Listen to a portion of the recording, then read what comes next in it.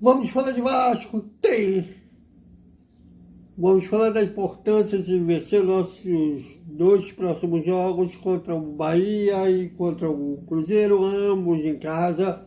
Vamos falar também sobre Diego Minetti, pode ser o mais novo talento precoce do Vasco estreando no time profissional. Tudo isso, já salve galera do Vascão, um bom almoço para todo mundo. E o Vascaíno vai almoçar um misto de preocupação, que já o Vasco é o primeiro time fora da zona de rebaixamento, e ansiedade, porque amanhã a bola rola, e como rola lá em São Januário, Vasco e Bahia é válido pela 10ª rodada do turno do Campeonato Brasileiro, que agora vai ser pago. Bom, e justamente o Vasco tem 2 jogos de casa para tomar uma distancinha da zona de rebaixamento e, quem sabe, começar a sonhar com coisas maiores, mas para ter certeza que vamos sonhar com coisas maiores só depois de chegar nos 45 pontos. Quanto mais rápido chegar a esses 45 pontos, aí sim a gente começa a ambicionar Sul-Americana, Libertadores. É claro que a gente sempre pensa e quer o melhor, mas a gente tem que ser preparado para o pior também. Mas a gente não aguenta mais, a gente quer gritar, chega nesse marasmo, já se tornou um marasmo do Vasco todo ano, brigar para não cair. Ano passado foi um ano fora de curva, assim, em comparação com os outros anos, foi um fora de curva que o Vasco passou um ano tranquilo, né? Já saiu da possibilidade de rebaixamento com até uma certa antecedência, chegou a paquerar a Libertadores e acabou ficando com a Sul-Americana. Mas esse ano voltou essa rotina e a gente espera que o Vasco consiga aquela arrancada que conseguiu no ano passado para sair dessa realidade atual e começar a ter uma outra realidade dentro do Campeonato Brasileiro. E para isso tem que começar a fazer valer o mando de campo, que o Vasco não tem conseguido fazer valer. A última vitória do Vasco foi em maio. Sim, em maio, que o Vasco bateu no Fortaleza por 3-0. E outros brasileiros, inclusive os que o Vasco foi bem, foi campeão, né? Um que brigou pelo título, como o caso depois de 2011, São Januário era um fator diferencial. Sempre foi um fator diferencial. Então, você pode ver os caras das antigas, como o Casagrande, por exemplo, ele fala até hoje que os adversários mais difíceis dele, quando se tratava de Campeonato Brasileiro, ele pelo Corinthians, era frente ao Vasco e São Januário. E o Vasco não está conseguindo fazer valer esse território hostil que era para os adversários frente ao Vasco e São Januário. O último chegou a estar 2 vezes na frente do placar, cedeu empate. A gente quer saber qual a identidade real do Vasco, né? É um Vasco que briga, faz boas apresentações, fora de casa, que está sido engraçado.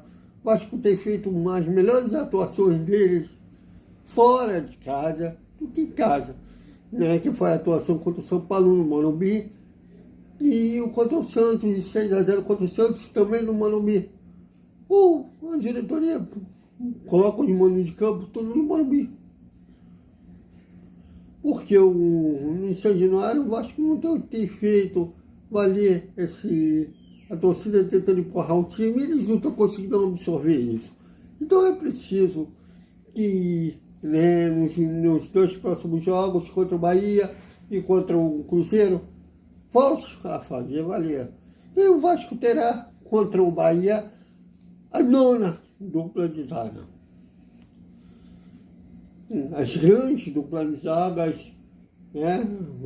Mauro Galvão, Odivan, Dedé e Anderson Martins, eles eram quase fixos, né? Raramente eles ficavam de fora, só quando um estava suspenso, com o 3º cartão amarelo, ou havia sido expulso.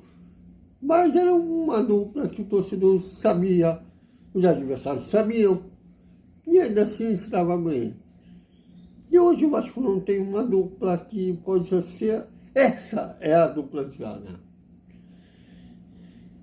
Mas para esse caso específico, contra o Bahia, o Robert Renan, né, bateu com cabeça com Juan Barros. Eu pensei até que o Barros tinha levado a pior, mas acabou sendo o Robert Renan, e pelo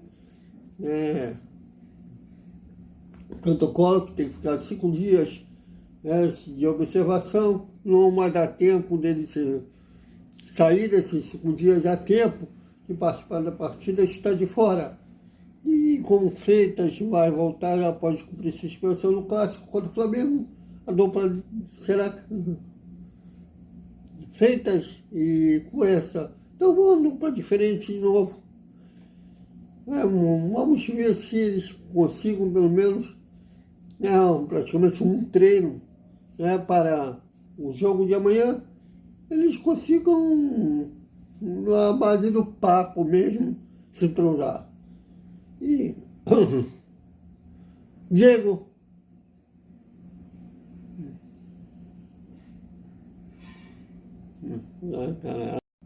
Diego, Minetti será relacionado para o jogo, e se entrar, será o mais novo talento precoce do Vasco.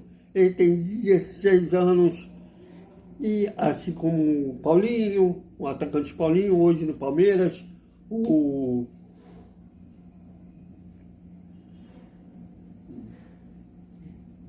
tem vários garotos que subiram muito cedo, né, para o Vasco.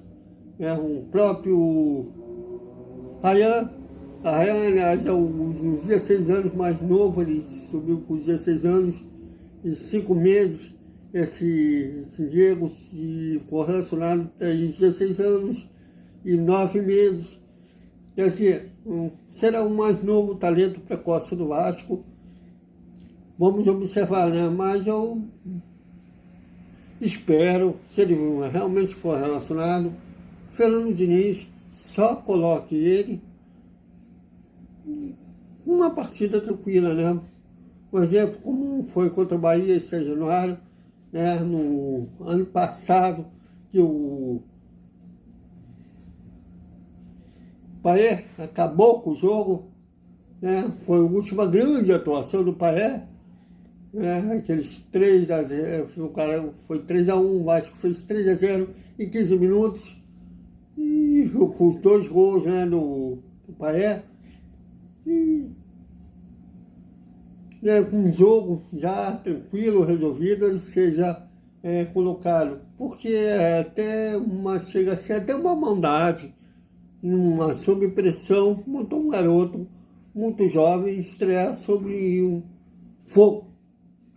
O Romário chegou dando um recado, mas o Romário era muito fora de curva. Pedrinho e o Felipe era muito fora de curva. Não é todo um garoto que vai chegar dando resposta, ainda mais sob uma pressão muito grande. Então vamos aguardar nos próximos capítulos, que se ele for colocado com um jogo resolvido, pode ser até uma grata surpresa, ele já mostrando serviço logo de cara. Quem sabe? Então, é isso, galera. Até o nosso boa noite, com o resumo da terça-feira do Vasco, início do pré-jogo aí, Vasco e Bahia. Até mais.